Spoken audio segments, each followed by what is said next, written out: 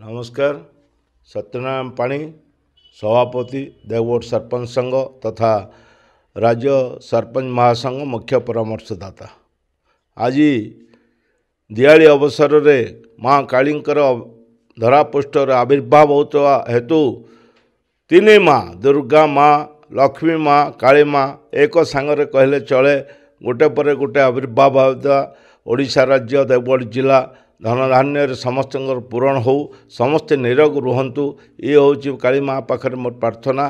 काली माँ आविर्भाव हेले निश्चित भाव में जो मैंने ठक भंड लुंठनकारी मान को दमन करिवो काली माँ एतिर संदेह करिवार किछि नाही।